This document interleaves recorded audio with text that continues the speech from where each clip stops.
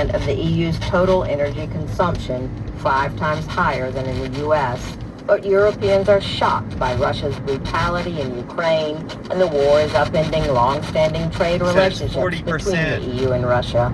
The vice president of the European Commission said cutting imports by 2/3 in the next 10 months would be incredibly hard, but possible. Europe plans to make up the shortfall with supply from the U.S. and Qatar and from increased renewable energy sources. The EU wants to end consumption of Russian fossil fuels entirely by 2030. Eleanor Beardsley, NPR News. So you can do 2/3 in 10 months. Is again offering humanitarian corridors to allow civilians to flee 5 Ukrainian cities. Comes after several previous attempts to establish safe exits failed. Ukrainian officials say Russian shelling previously made it impossible for civilians to use the corridors, despite a supposed deal reached the previous day.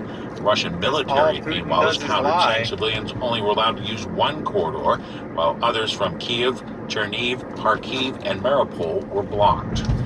4 more major U.S. companies have decided to hit the pause button in terms of doing business in Russia. As NPR's David Gura reports, McDonald's, Starbucks, Coca-Cola, and PepsiCo are suspending their operations as the war there continues. McDonald's says it operates in 850 locations across Russia, and the fast food chain employs 62,000 people there.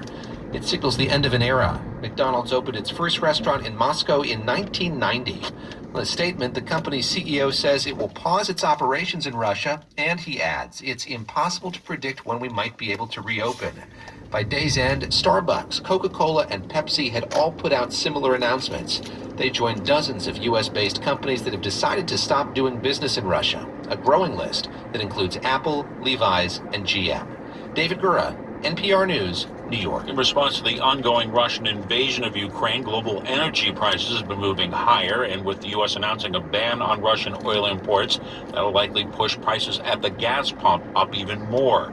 The average price of gasoline in the U.S. had already hit a record $4.17 a gallon. Price of oil moving up, gaining 8% today alone. Stocks swung widely for another session as oil prices